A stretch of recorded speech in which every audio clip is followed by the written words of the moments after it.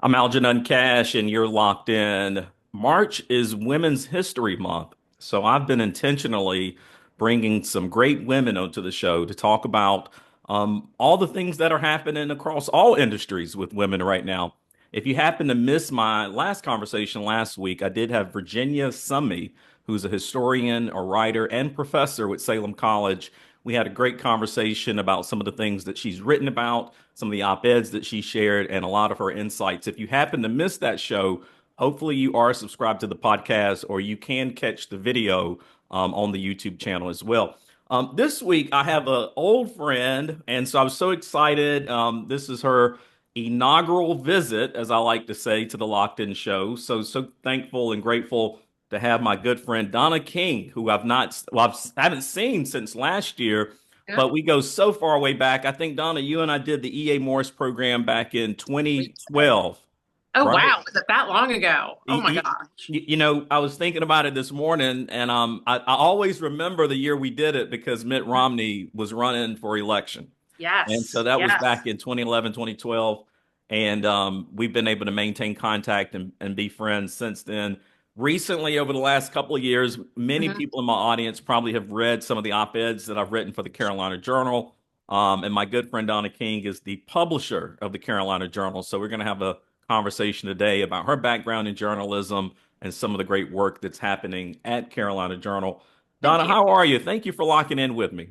I appreciate it. Well, thank you for having me. I'm doing really well. It's funny you mentioned the EA Morris. What an amazing program that is. It's a program of the John Locke Foundation that really helps those who are over 25 and not yet 40 really network and learn a lot about a variety of industries. But really, it helps people put a deep thought, some real concerted effort into what they think about when they think about business and the intersection of government policy with business and all those things. Something that with social media, our attention spans are getting shorter and shorter. So that's what this does.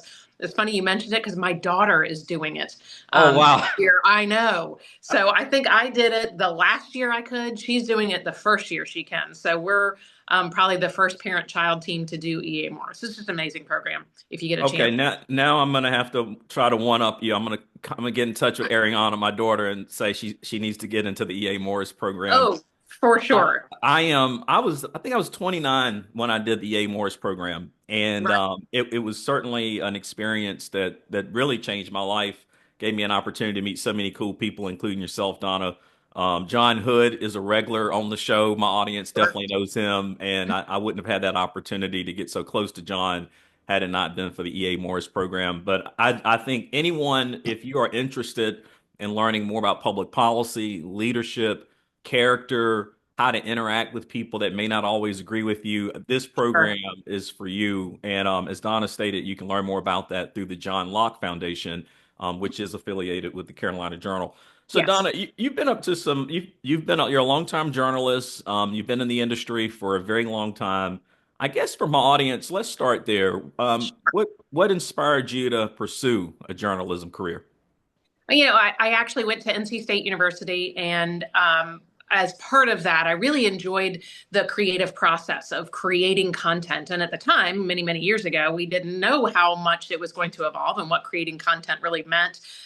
So the idea of creating at the time television and video and all of those things was really where I was interested. It became an art form, but storytelling is really part of that art form. And to me, there was nothing more worth talking about than what's happening in state government, in federal government, about how taxpayer money is being used, how decisions are being made on our behalf, and all of these other things. So to me, that was the story I wanted to tell. So really, it became a part of the desire to share that information and create a record of history. And that was what was really, really interesting and what I became passionate about early on in my career. But I ended up starting off in California working for a lifestyle magazine because that was interesting to me at the time.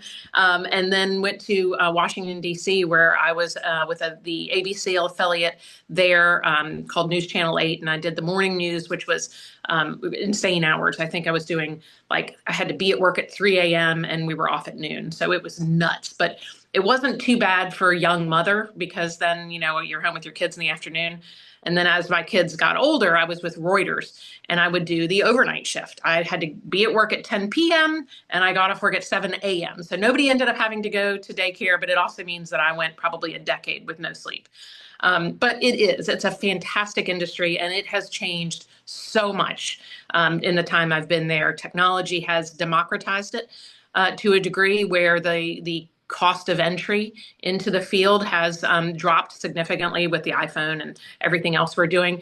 For the good and the bad. It means there's a lot more voices out there, but it also means that people have to be informed consumers.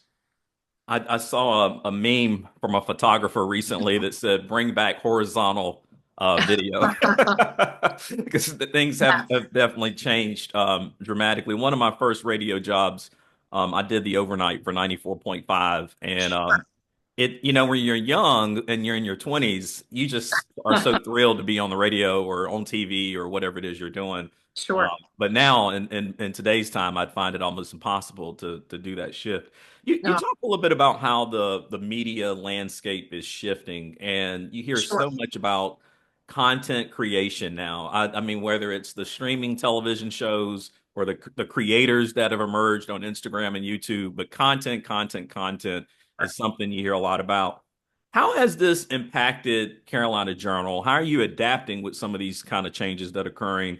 And where do you see journalism heading? What direction are we going in?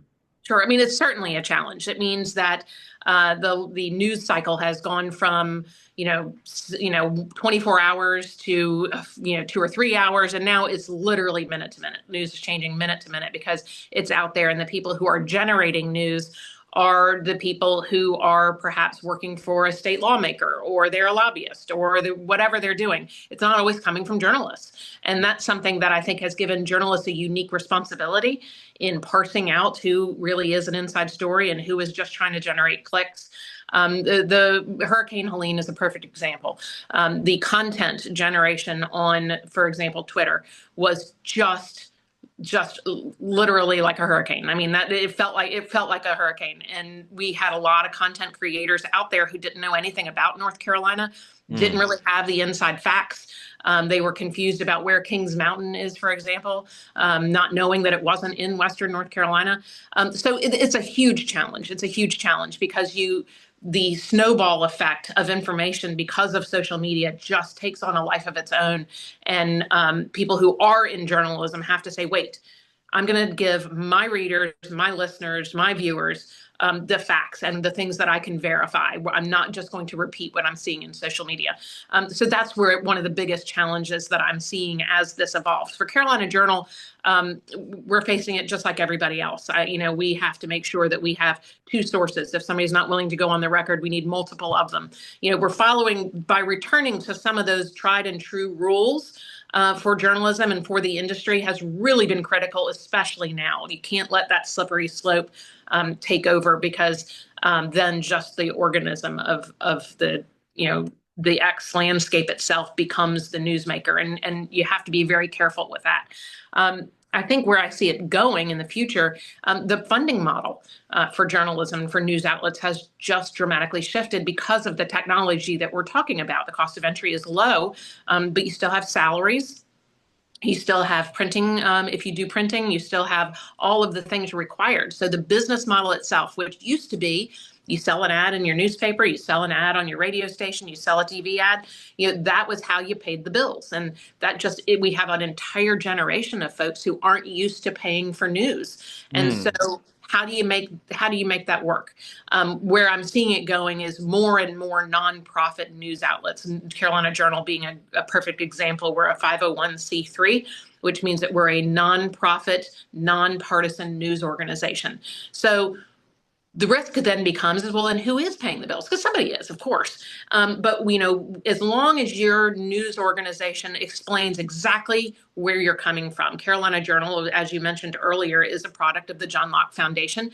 Which means that we are going to approach the news from a limited government, a small government, high liberty, close watchdog on public policy that helps people self-actualize, achieve autonomy and to the degree that they're able to free of government oppression, high taxation, that kind of thing. So we're very clear on our perspective. And I would like to see, I wish other organizations were, many are not, many news organizations are not, even commercial ones that are not nonprofit.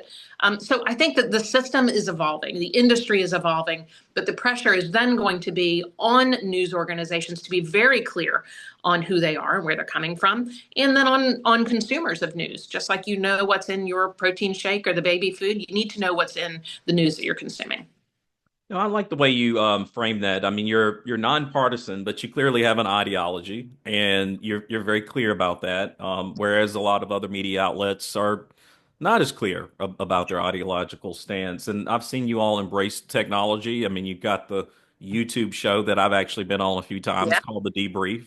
Mhm. And I see other media outlets having to embrace sort of this media shift. Sure. I know here locally, we see our local television shows bringing in content creators now and actually using footage from Instagram on the 6 o'clock news. I actually got a Sure. email this morning from a local television show that's getting ready to launch a podcast and asked if I would co-host the podcast. So you do see these media outlets finally embracing the shift that's occurring.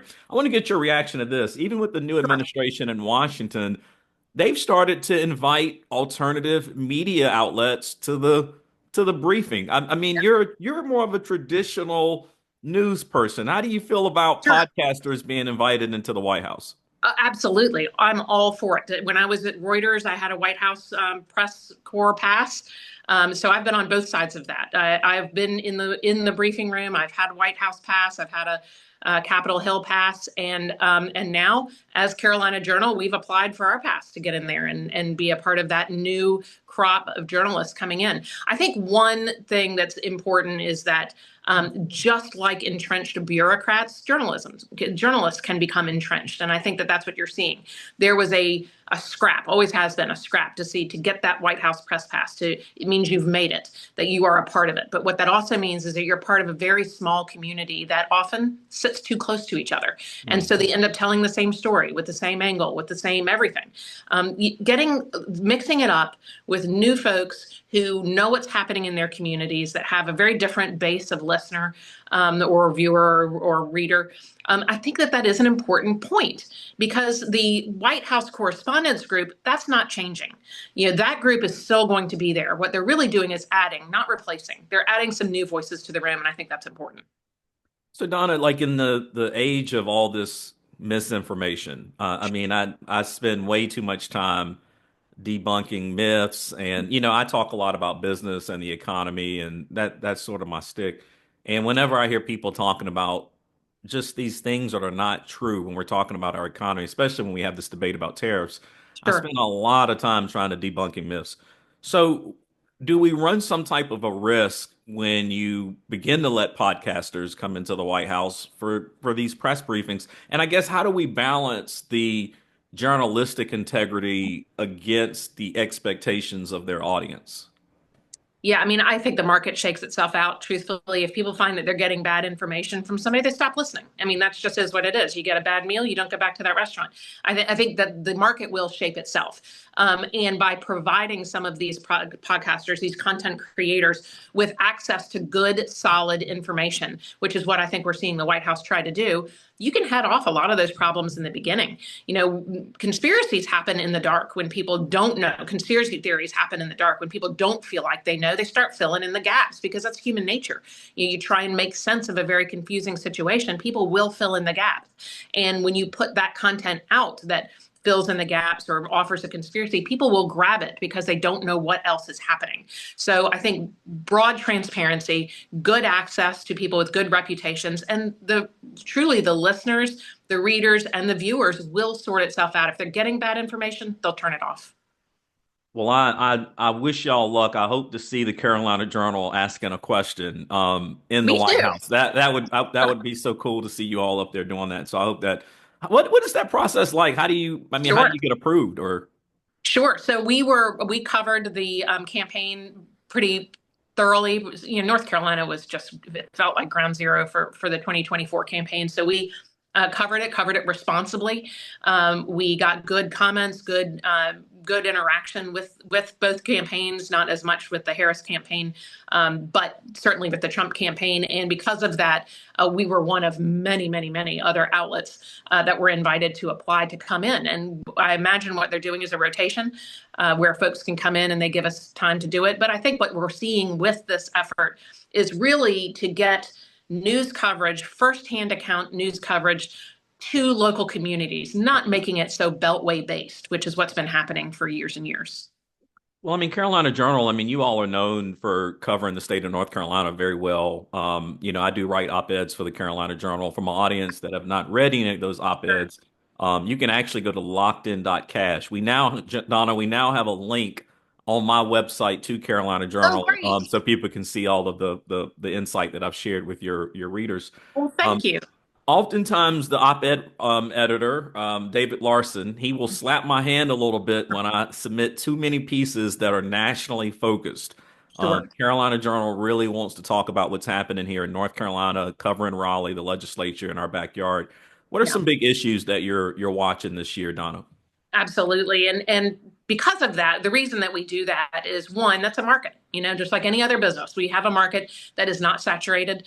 State government news just does not get the attention, particularly outside of Raleigh, that it really should, and that's where people are touched the most by state government is in the public policy that's made in the capital. So the DMV may be your most common touch point with state government or the postal service for the federal government, but everybody pays taxes and these decisions are being made on your behalf. So that's why we really focus on state government.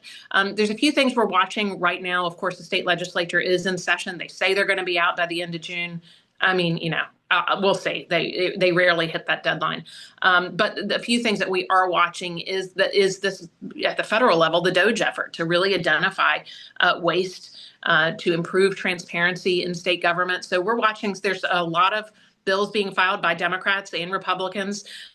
Certainly because the issue with NCORE, which is the North Carolina Office of Resilience and Recovery, how poorly that has managed Florence and Matthew hurricane recovery. We want to make sure that doesn't happen to victims of Helene. So we're watching that really closely to see how lawmakers are going to stop it from happening again, and how the Stein administration is going to work with lawmakers to make sure that the roofs are overheads and people are able to really get their businesses back up and running.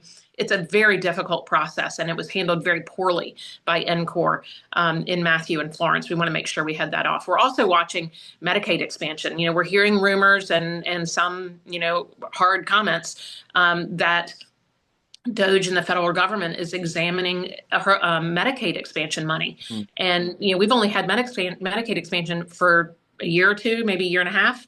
And we did passed it. The state legislature passed Medicaid expansion, which added 600,000 people to the largest entitlement program. And it was a 90-10 split. So federal government pays 90, state pays 10. Well, if they rearrange those numbers, Medicaid expansion goes away in North Carolina.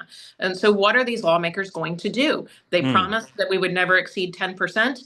If the federal government starts to change those percentages, North Carolina loses Medicaid expansion, which is a huge hole in our state budget. What are they going to do about this? The same lawmakers that passed it against the advice of groups like the John Locke Foundation are now going to have to figure out what to do when it ends. And how do you kick 600,000 people off the rolls? That's going to be a really difficult situation that's going to be facing our state General Assembly. That's some interesting news that you just shared. I wasn't aware of that. I knew that there had been some debate or conversation about some cuts to Medicaid coming out of Washington related to all the efforts that DOGE is doing, as well as the tax cut package that they're trying to pass. But I tell you, Senator Kravick, who used to be a regular on the show, and when this whole debate was going on around Medicaid expansion, this was her exact argument. She was afraid to go forward because at some point the federal government could change their mind, and North Carolina taxpayers would be on the hook for this. So Donna, Right. in a situation like this, what happens? I mean, or do we know yet? Well, we don't know yet. What we do know is the Medicaid expansion bill that former Governor Cooper remember, held up. He refused to sign or vetoed budget after budget after budget, which included raises for teachers, raises for public employees, all of those things. He kept vetoing these budgets because they didn't contain Medicaid expansion. So finally, under the Biden administration, there was some sweetener in it, billions of dollars to incentivize North Carolina and the last remaining states to expand Medicaid. Well, now what we're seeing is if they do, this has not been started yet. There's going to be a big process, but there is some talk about changing the 90-10 percentages, right? Hmm. Um, our Medicaid expansion law was passed that if 90-10 ever changed, Medicaid expansion ends, which means your choices become change those percentages, stop the automatic end of Medicaid expansion. And that means those lawmakers will be forced to spend, potentially billions of dollars out of North Carolina's coffers to change those percentages, or kick 600,000 people off the Medicaid rolls. Hmm. Both could be political suicide. So I really don't know what it is. Now, this challenge has not come across their desk just yet. We just sort of see it coming in the distance, that it could happen because there's some talk about it. It's a huge expense for the federal government. And this was, of course, a part of the Obamacare Act was to expand Medicaid expansion. So the Medicaid expansion covers the gap of folks who are able-bodied but not qualified for coverage under traditional Medicaid. They make a little too much, or they don't have a disability. So it's this little slice of people in between those two programs, and it amounts to about 600,000 people in North Carolina. The quote unquote donut hole that we all heard so much about 10 or 12 Right, years ago. So, right. you mentioned Hurricane Helene. Sure. For my audience that knows me, I used to be the CFO for J&S Cafeteria. Our first cafeteria was at River Ridge Marketplace Mall in Asheville. I still meet regularly with our CEO, and I manage their family office, so I'm pretty close to the family. And they are still experiencing, Sure. quite a bit of struggle up in Nashville. Now, we don't see it on the news anymore. Not as many people are talking about the hurricane damage and the recovery effort. To be honest with you, I'll admit it started to slip my mind a little bit because we all get so busy and you go back to your normal life, I guess. What is happening in Western North Carolina? And can you give us any kind of update on what the recovery effort is? Sure. So what we're seeing is the North Carolina General Assembly passing some pretty big spending bills. We're now at $1 billion or more in money going out to Western North Carolina. It was good news that that I-40 has reopened, at least in one direction, going across the state line there into Tennessee. So that was a huge undertaking. We're hearing also, though, from folks who are in some communities that they are getting some relief and getting these roads rebuilt that connects their communities to their businesses, to their shops and stores. So, but the process is going to be very slow. It just is. That's the nature of the terrain, the level of damage, all of those things. And the overwhelming frustration is, I think, with the federal emergency management response. We have a poll out in the field over the weekend that kind of attempts to gauge how people feel about the response and what it would look like, what they would like to see changes. And maybe that's where we need to be. That's the big lesson I think that we're going to see from Helene is what should emergency response be? Does it need to be driven by local communities? Do we need the, bucket brigade type of model where at the end of the day, who came through were the local volunteer firefighters, the local public schools, the local sheriff, the churches. Those are the folks who came together to really be the first responders. So then what do? FEMA is not really intended to be pulling people off of rooftops. Who does that are really going to be local, and then North Carolina National Guard as a backup source to bring in the heavy equipment, the heavy lift. So do we need to reverse what we're seeing in how emergencies are responded to? Do we need to have a much more local focus? FEMA came about in the late 70s, I believe, to be that national coordinator, but does it have too much responsibility? Are they really going to be able to be the first ones on the ground, or should they be empowering, training, funding folks who are a little closer to the crisis? So those are the things that I think that we're going to need to really look at in the months to come about what hurricane response should look like.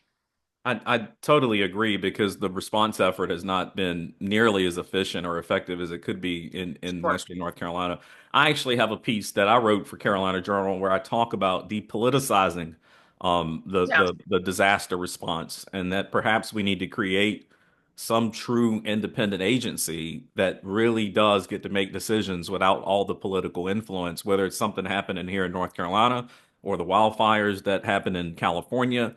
It should be that our response is definitely not politicized. And, we're rushing. We should be rushing to help families that have been negatively impacted by any storm or any event that's come in of no fault of their own. I know when the whole effort happened, we put together a box truck. So to your point, Mhm. who were the first people that were Yeah. responding?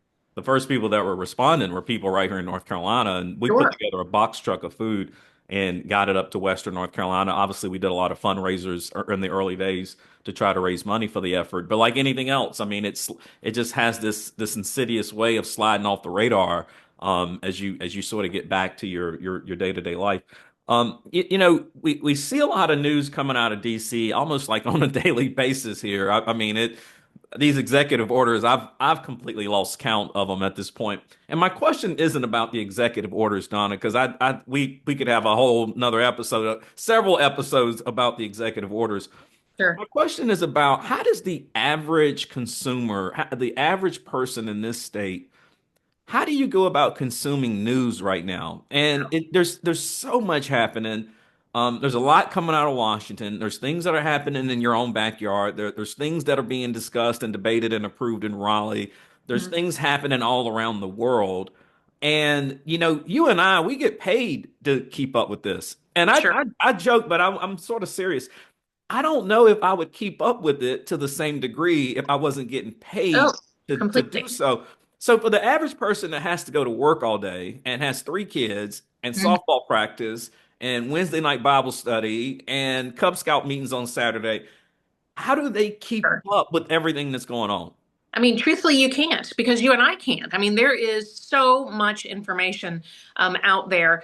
It comes down to, if you really want to keep up with it, you got to stay active on social media. You have to, I subscribe to a lot of newsletters. And that's one way that the filter is kind of put on it for me. So I pick, two or three trusted sources. So I subscribe to those. I subscribe to groups that are perhaps in the middle of it, county commissioners and things like that. I think those kind of ways are the way we do it, but I always go straight to the source. If something is really interesting to me, I want to learn more about, for example, an executive order, I go straight to the White House. I don't read the article first. I go Hmm. straight to the White House's press information and what does that order say? Because the issue that I find is that once you have a report on, let's just say CNN or whatever it is, that report has been filtered through the reporter, the editor, the press release, social media, all of these other things. So I go straight to the source first. I go read the executive order first, then I read the coverage. Now, not everybody can go ahead and do that, and that's always a challenge. But certainly, if you have something, I go to the source initially, and then I start reading the news coverage because the first story you read is going to color. It's going to shape how you perceive it when you finally get to that, click through that link. And for that person that, I mean, because right now it also feels like, I mean, with the exception of the Carolina Journal, I mean, there a lot of our local news and even our statewide news is focused on DC, which means Sure. it's so difficult to get information about what's going on in Western North Carolina or what's happening at the local city council meeting. What advice would you give to the person that's just wanting to learn more about what's happening in their own backyard? I mean, support your local paper. If you still have one, bless them. Support the local paper as much as you can. Subscribe, share things on social media if you can. This is an industry that once it's gone, it will be nearly impossible to replace. Mm. Local reporters, even they're covering local high school sports, whatever it is. It really is critical that we support these local communities and local businesses because when they're gone, we can't replace them. The only way to replace them is going to be through the social media of, say, for example, the county commissioners. The local paper are really the only ones that are kind of keeping an eye on it, and that's important. I would say that would be my first stop. I also, sort of wrapping up on Carolina Journal, I also think that there's a misconception of what Carolina Journal really is. And I'm so thankful that at the outset of the conversation, you talked about the difference between partisan versus Sure. ideology. Right. I was out walking one day on the trail here and came across a good friend, and she's a little bit more progressive than I am. I'm more on the conservative side. And she was asking me some different questions, and I told her about some pieces that I wrote for Carolina Journal. And she Mhm. said, "No, no, no, no, I don't read the Carolina Journal." And I actually got her number and email and sent her my links. And she ended up becoming a subscriber. She came back Right. to me and said, "Hey, I decided to subscribe." What do you think is a common misconception Sure. of Carolina Journal? What do people not understand about the work you all are doing in Raleigh? Well, I think that there's a narrative by progressive organizations that Carolina Journal is one conservative or somehow affiliated with the GOP. It's just not true. We have, if I were to look around the room, I would say we have a lot more libertarians working here than we do Definitely. true conservatives. It just is what it is. But that said, they're all good writers. They have a great perspective, and they have a limited government, low tax perspective. That is universal. There are folks on across the political spectrum that have that view. Now, some of that narrative has been shaped by people who are more progressive and are trying to put a label on groups like Carolina Journal or the Locke Foundation. And, people use labels because it's easy. It's lazy, but it's easy. And, once you're able to compartmentalize an organization or a person, as being somebody that you disagree with, I'm going to put them in this box over here. It makes it easier to justify your own positions because you don't have to read a wide variety of things. And I try to read a wide variety of things, and I try to talk to folks as often as I can who are, across the spectrum. For if for no other reason, I want to know what the narrative is on the other side. But I think it's a little bit of laziness and a little bit of oversimplifying. Now I know the Carolina Journal is not an arm of the Republican Party, but there are many Republicans that do read the Carolina Journal. Sure, And sure. when I go on X or when I go on your Facebook page and I start looking at the comment section of some of the articles that you post, you see these fights sort of break out sometimes Sure. between these I newer love it. Republicans, these sort of MAGA Republicans, and what I would call myself more of a traditional Republican. How do Mhm. you all manage that? Because I'm sure you're Oh. getting some backlash from the more populist wing of the Republican Party right now. Well, I think that that's just a microcosm of what we're seeing across politics right now. The left is going through it too. You, I think you got to keep a big tent. I mean, you have to have a spot for everybody if you want to really grow, to really understand policy, to change with the times, or to maintain tried and true policy objectives that have worked over the years and not bend in the wind to trends that history will not be kind to. So I think that we certainly Carolina Journal is experiencing it. You can see it in real time on our social media. But I do think that what we found is first in North Carolina, our polls have shown and results have shown that only Trump can be Trump. Trump is very, very popular in North Carolina, particularly among conservatives, but we're seeing it among unaffiliated. And I think that that trend is not going to change. But we also found folks who perhaps tried to emulate some of the strategy that the Trump administration did in the campaign, that Trump had in the campaign, were not as successful. So North Carolina is a fantastic place of informed, engaged people, and that's who we're speaking to: people who are running businesses, raising children, or interested in school choice options. So we're very fortunate to live here, but part of it means that we're going to have disagreements, and being respectful and treating other people in healthy dialogue is a big part of that.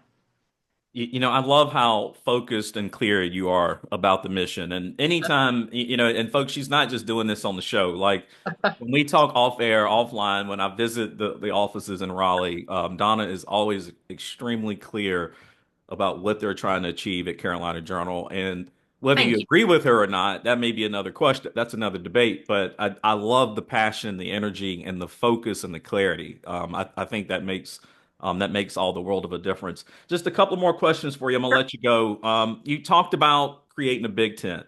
You Yeah, talked about listening to both sides. And as I listen to you talk about it, all I can do is reflect on our year in the EA Morris program, which we started out talking about. sure. At the end of the 2024 election cycle, I had John Hood on, who's the president of the John William Polk Foundation and also very instrumental in creating the EA Morris program. And Donna, here's my question. I told John that, they sort of ruined me in the EA Morris program. They taught us that leadership was important, that character is important, that being respectful is important, all the things that you're talking about right now. But Donna, it feels like right now some of these things are not as important as what we were taught, 12 or 13 years ago. How do you reconcile what we were taught and what's our foundation to what we're seeing in today's time? Sure, sure. I mean, I think it's just like I tell my teenagers, if you wouldn't say it to someone's face, why would you ever say it on their social media page? And I think that's where people have gotten lost. And we also have to remember, if you look at Twitter, some of these accounts, hundreds of thousands of these accounts, are all run by either bots or by the same people. So Hmm. it looks like piling on. It looks like vitriol. It looks like, there's a wide swath of folks who are, anti or negative or critical. Often those things are all run by the same person, or they're all run by, bots or accounts. Technology has made it look like there's a mob when there's not. And that's something we have to remember, that the face-to-face dialogue, getting an actual person on your show, those kind of things are critical, because the next generation, they know, my 18-year-old, she knows that a lot of this is just artificial. I think that older generations are so used to face-to-face facts that it doesn't occur to us that this isn't a real person behind some of these comments. So I think that will change with the time, as these teenagers become the adults and the voters and whatever, that will change. But I think that's an important point, that what we were taught is still true. You still have respectful dialogue. You still try and understand someone's perspective and put it in context. But when you cut it with your own experiences, you can sometimes get to a better product, and you can sometimes get in the middle. Social media is not reality, and that's something I think more of us need to really embrace. And so thankful that you and I came up during a time when it wasn't as prevalent. Right? I mean, back then we were having a lot of conversations and dialogue face to face. And the entire EA Morris program, that whole year, that's what it's about. It's about teaching you how to have conversations with people that you may not fully agree with. You may have different backgrounds or come from different places, but to be a leader, you have to be able to build that consensus. And I still remember two of my good friends today, like two of my great friends today, Brian Levesque, BJ Murphy. Yeah, We started out arguing back in sure. 2012, and that had a lot to do with we all had different journeys to get to that place and to start connecting and learning that way. And I think the whole country would be a lot better off if EA Morris programs were required in every in every high school across the nation. Sure. If people were just placed in that position where they really had to learn how to engage and talk to one another. Here's my last question for you. I mean, it is Women's History Month. Women's representation in media leadership is growing, but it Mhm. still lags behind. So, what advice would you give to an aspiring female journalist who's looking to break into leadership like you've done?